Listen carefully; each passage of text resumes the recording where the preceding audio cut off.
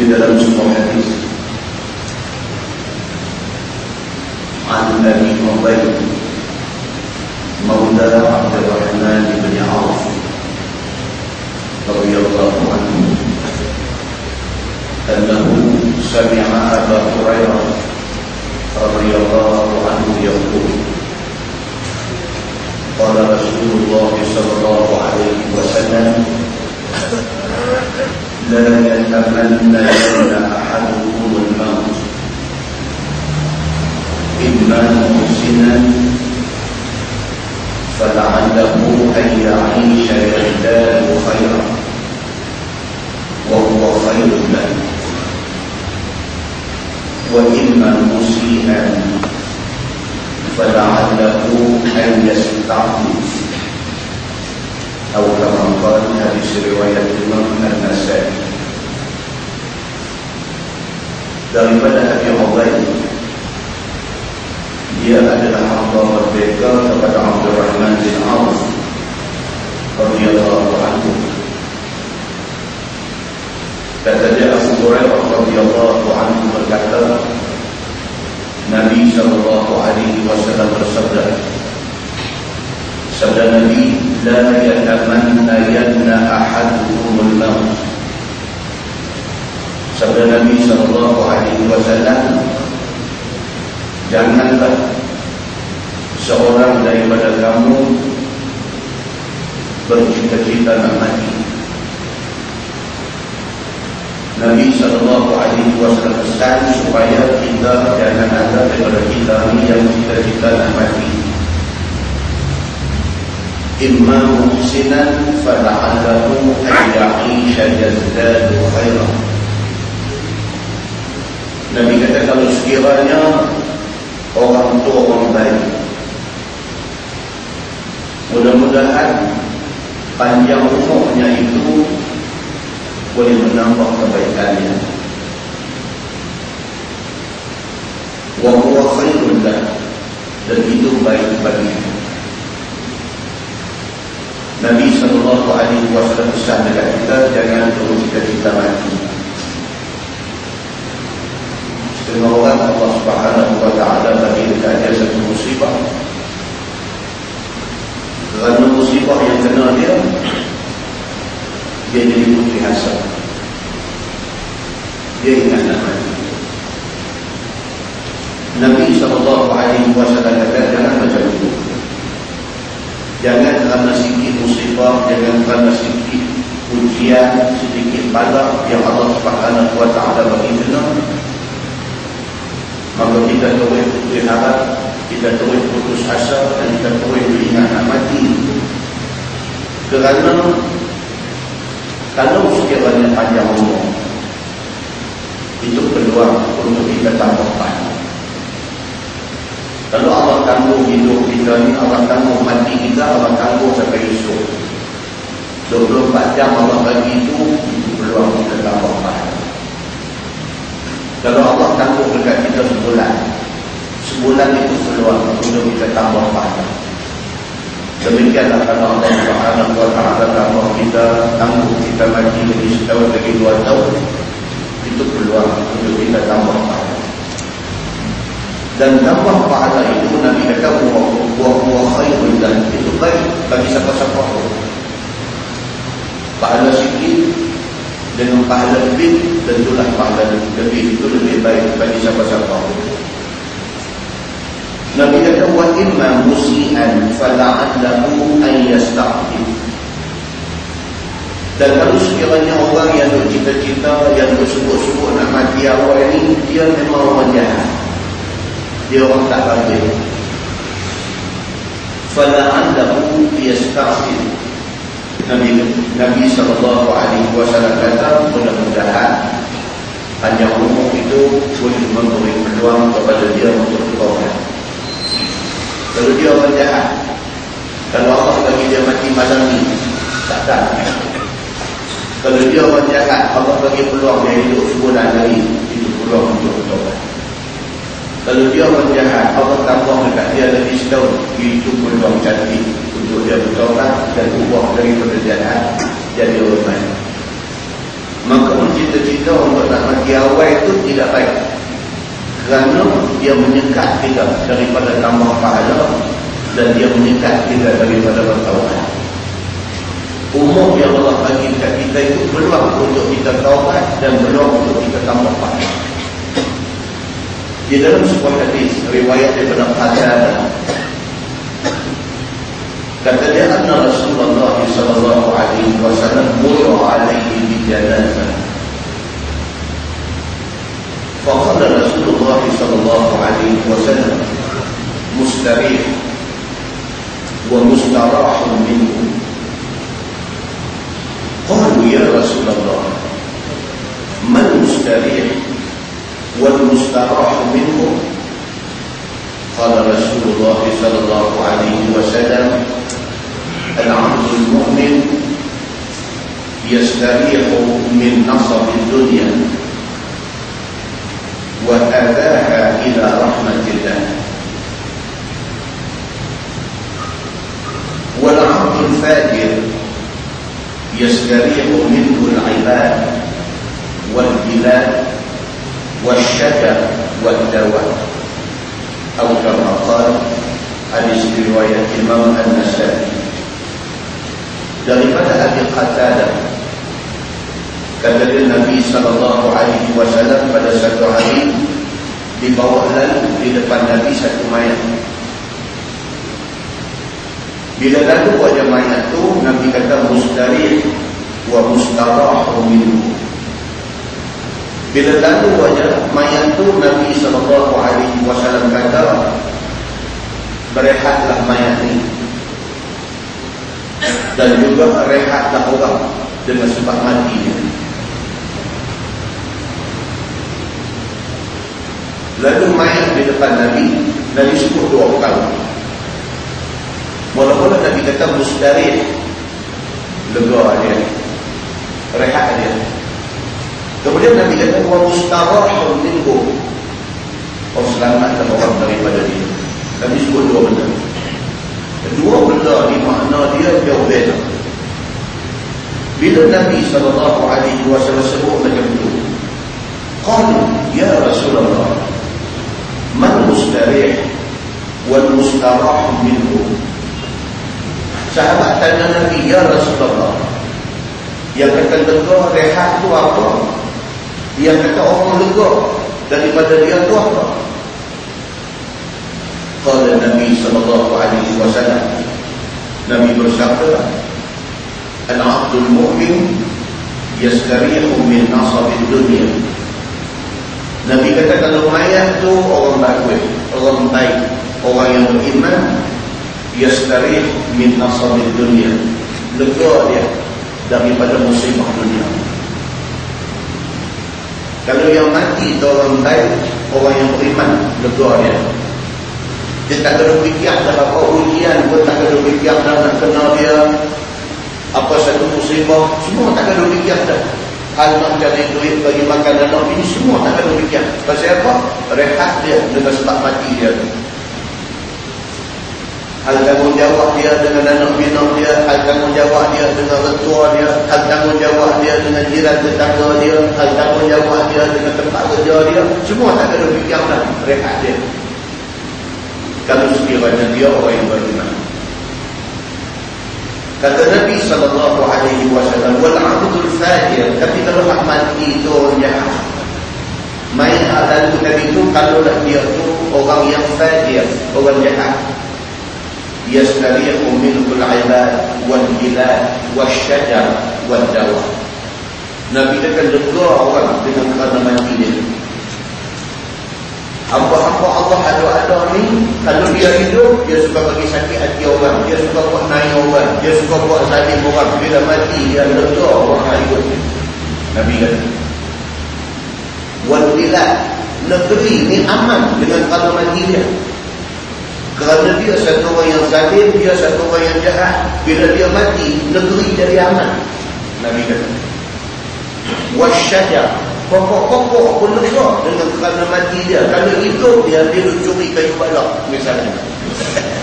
Mati dia lega pokok-pokok ni. Wal dawa, menantang pun lega dengan kerana mati dia. Pasal apa? Kalau dia hidup, dia buat naik sampai menantang pun dia buat naik. Maka matinya abdul fajir, apa jahat ni, lega habis semua benda ada ni. Manusia lega, negeri jadi aman, pokok-pokok pun jadi elok, dan segala apa makhluk ada di atas muka bumi ini termasuk binatang lega dengan kerana matinya orang jahat. Maka Nabi SAW beritahu, Nabi kata mati manusia ni ada dua benda. Satu, dia berehat kalau dia orang baik. Dia tak fikir dah tentang ujian Tuhan nak bagi ke dia. Pasal apa? Dia dah mati dan dia fikir nak bawa pahala pergi kepada Allah. Satu jadi elok bertubuh dia di sana. Dan kalau sekiranya dia orang jahat, orang nak hidup ni lega dengan kerana mati. Muslimin dan muslimah yang dirahmati Allah sekalian, maka Nabi SAW bila dibawa lalu satu mayat di depan dia, Nabi kata orang mati ini dua perkara saja. Yang pertama, kalau dia orang baik, dia lega dengan kematiannya. Yang kedua, kalau dia orang jahat, dia mati, orang lain lega dengan mati dia. Di dalam sebuah hadis riwayat daripada Aisyah radhiyallahu anha, kata dia, anna Abu Bakr aqbala ala farasin min maskanihi bisunnah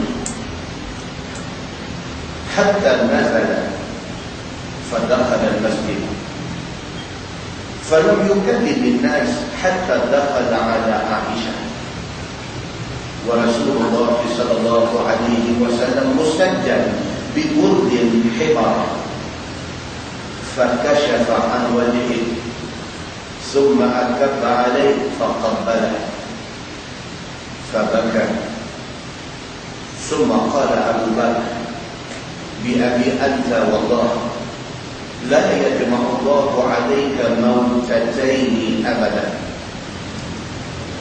إما الموتة التي كتب الله عليك فقد متها أو كما قال حديث رواية الإمام النسائي.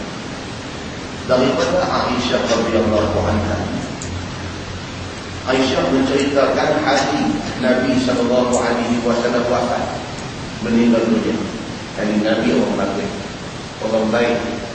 Hari Nabi wafat itu cerita dia panjang. Kalau kita baca dalam hadis, baik dalam Sahih Bukhari ataupun di dalam Sahih Muslim ataupun dalam mana-mana kita hadis, baca tentang saat-saat akhir wafat Nabi SAW, masing-masing sahabat ada masing-masing cerita. Macam Anas bin Malik radhiyallahu anhu, dia orang cukup rapat dengan Nabi. Dalam cerita banyak kali bila Nabi hijrah Mekah ke Madinah, Anas ni orang Madinah. Dia hanya jadi kecil di masa itu.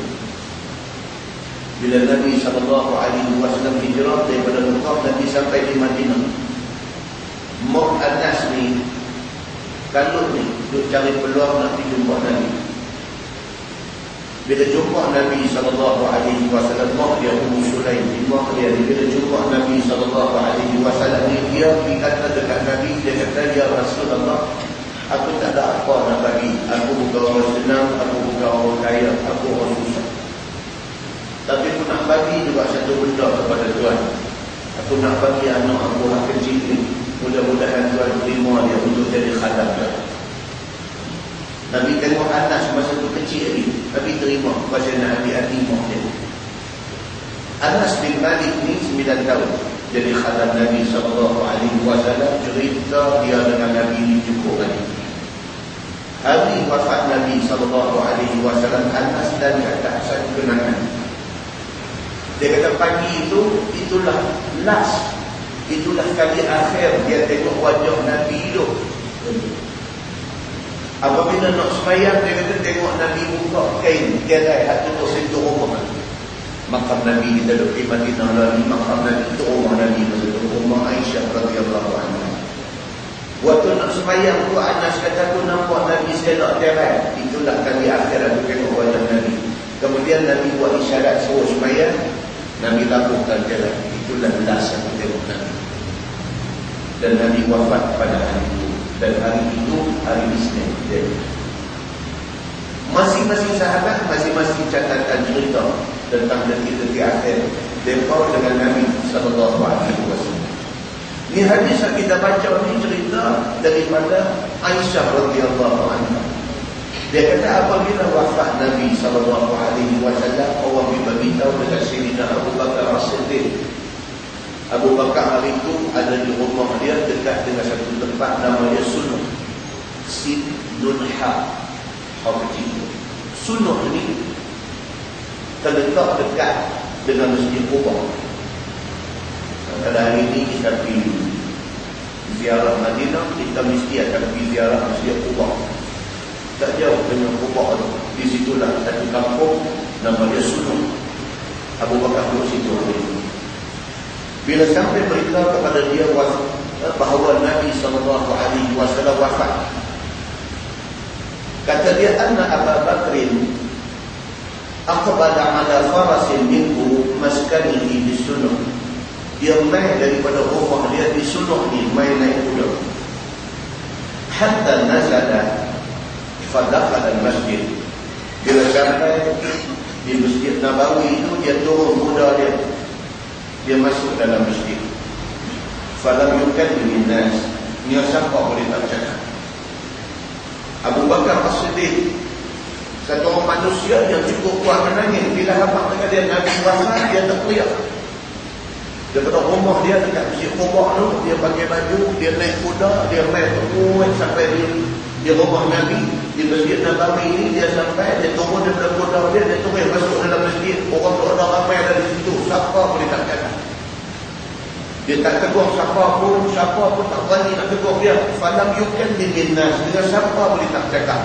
Hatta dakhala ala Aisyah. Dia masuk jumpa anak dia dulu, Aisyah radhiyallahu anha. Wa Rasulullah sallallahu alaihi wasallam musajjal bi burdin hibar.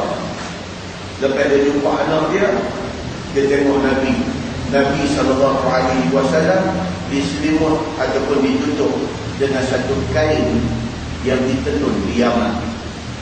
Tutup wajah Nabi. Fakashafa an wajhihi. Dia buka kain nak tutup wajah Nabi. Summa akabba alaih. Dia peluk Nabi. Dia buka kain itu, dia peluk. Faqabbalahu. Dia cium Nabi sallallahu alaihi wasallam. Fabaka. Baru dia menangis. Daripada tadi ni dia kontrol, dia tak teriak, dia tak menangis sampai di depan jenazah Nabi. Dia buka kain hak tutup tu, dia peluk Nabi, dia cium Nabi sallallahu alaihi wasallam. Sabata, maka dia menangis. Dia ada beberapa hadis yang menceritakan sunat kita cium mayat. Ya, sunat. Nabi sendiri pernah cium beberapa orang sahabat yang meninggal. Nabi masuk, Nabi cium. Dan amalan Nabi SAW cium tu di dahi. Itu amalan Nabi. Nabi dengan anak-anak mencium dahi. Nabi dengan sahabat yang paling rapat pun Nabi cium dahi. Jadi apabila Nabi SAW wafat, Abu Bakar As-Siddiq main, dia peluk jenazah Nabi itu, faqabbalahu. Dia cium Nabi sallallahu alaihi wasallam. Kita dalam masyarakat kita ni ada satu pelik. Bila ada kapan mayat tu, kalau suami mati, isteri nak cium, kawan ada kapan dipesan, jaga-jaga ayam mata jangan bagi kena. Tak ada apa hal kalau dengar tak apa. Tak ada apa hal. Tak tahu rumah mana yang tak bagi kena ayam mata. Jaga-jaga ayam mata tu, lap dulu ayam mata, jangan bagi kena ayam mata. Kena pun tak apa, tak ada masalah. Kan? Kadang-kadang benda-benda ganjil dalam masyarakat yang dia buat dia tak tahu macam apa. Tulis dari mayat pakai ayat Allah, tulis la ilaha illallah Muhammadur Rasulullah. Tak ada sabit daripada mana-mana hadis pun. Tak ada satu hadis pun baca dalam Sunan Tis'ah. Daripada Sunan Sittah, tambah lagi 3 kitab hadis lagi, cerita kata ditulis kalimah thayyibah di dahi mayat, tak ada pun. Tapi kita buat. Panggil siapa dia, kalau ada anak dia ustaz, bagi anak dia ustaz tu boleh tulis. Celuk. Tulis la ilaha illallah jadi. Tak tahu pasal apa. Tapi buat benda tu. Bila buat tu, saya bagi dia ada sakut dengan percayaan kahwin. Bila buat, jadi tadi bila tulis ngayah Allah ilaha illallah tadi, bukan nanti tengok ni orang kita bibit. Nak kahwin kan, dia bila dia buat satu benda, dia nak main kahwin. Benda tidak sahih. Dalam agama dia kata la asla lahu, tidak ada asal pun kepada perbuatan yang dan sama mereka. Benda dalam agama ini hak Allah turun dalam Quran, hak Nabi berita dalam hadis itu cukup dah. Tak payah mereka tambah tak dah. Jangan tunjuk kita lebih pandai daripada Nabi sallallahu alaihi wasallam. Abu Bakar As-Siddiq dia peluk Nabi faqat balahu, dia cium Nabi kata nangis dia. Ini satu orang yang tak tahu. Bagi Abu Bakar ada siapa boleh ganti tempat Nabi sallallahu alaihi wasallam. Summa qala, kemudian kata Abu Bakar ni, dia kata bi abi anta, dalam Sahih Bukhari dia kata bi abi anta wa ummi. Dalam sahih dan di dalam Sunan An-Nasa'i dia kata bi abi anta, demi ayah aku. Dia kata wallah, demi Allah, dia kata la yajma'u Allahu 'alaika mautataini abada. Di depan mayat Nabi sallallahu alaihi wasallam, Abu Bakar kata demi Allah, dia kata Allah tidak akan menghimpun dua mati kepada engkau ya Rasulullah. Maknanya demi Allah, manusia tak akan mati dua kali. Demi Allah engkau ya Rasulullah, Allah sudah janjikan engkau akan mati, dan hari ini janji itu terlaksana. Itu maksudnya. Wallahi la yajma'u Allahu 'alaika mautataini abada. Demi Allah, Allah Subhanahu wa taala tidak akan himpun dua kematian kepada engkau ya Rasulullah. Amma al-mautatu allati kataba Allahu 'alaika faqad mitta. Dia kata dan ada pun kematian yang Allah tentukan ke atas engkau ya Rasulullah, engkau telah pun menjumpai. Semua orang, bukan Nabi ada, semua kita ni pun semua sama. Mati semua orang akan ada. Bila Allah ada. Tak tahu tuan. Macam mana bentuk kematian tu? Ada di bangun di masjid mana? Masjid Karak Minyak mana? Khatib tengah khutbah. Tengah khutbah jemaat. Lalu dia jatuh habis. Allah Subhanahu wa taala pilih kematian dia dalam keadaan dia tu. Alhamdulillah. Kita tu tengok dalam berita-berita internet tu, semayang di Masjid Nabawi, buat sujud habis. Ada satu tu di mana ke, satu guru tengah mengajar, tengah-tengah dia mengajar elok-elok ni, orang ada ramai tengah mengajar, nampak dia meluk jatuh. Nampak dari tenggelam jatuh habis. Bila, di mana, macam mana Allah dia nak mati kita. Bila kita nak mati di mana? Kita ni nak mati di rumah kita ke? Kita nak mati di rumah anak kita di mana ke? Kita nak mati di rumah kita, nak mati di Mekah Madinah ke? Kita nak mati mana? Tak tahu. Allah saja yang tahu. Maka Nabi SAW Sayyidina Abu Bakar kata ammal mautatul ladzi kataballahu 'alaika faqad mitta. Adapun kematian yang Allah tentukan kepada engkau, hari ini kau jumpa.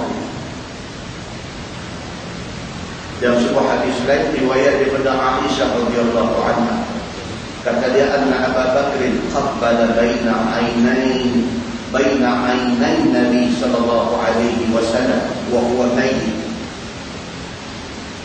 Daripada Aisyah radhiyallahu anha, dia kata adalah Abu Bakar As-Siddiq, bapa aku, dia cium dia antara dua mata Nabi sallallahu alaihi wasallam wa huwa mayyit, ketika itu Nabi sudah wafat.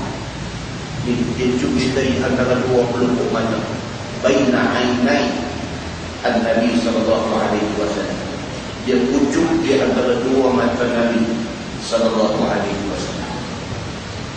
Muslimin dan muslimat yang dirahmati Allah sekalian, inilah kematian, satu benda yang semua orang bertunggu bila, dan ada siapa pun tahu bila masa kematian, satu detik yang pasti. yang tentu akan dilalui oleh semua makhluk yang bernyawa. Cuma yang disuruh kepada kita apa dia? Doa, supaya Allah Subhanahu wa ta'ala bagi kita husnul khatimah.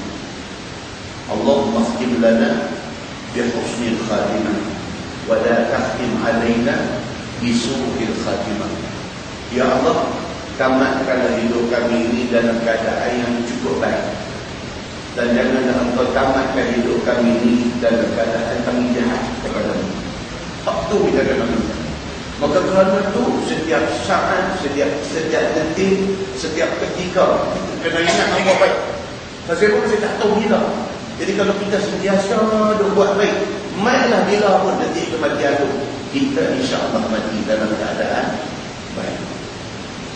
Mudah-mudahan mukadimah itu memberi manfaat kepada kita semua.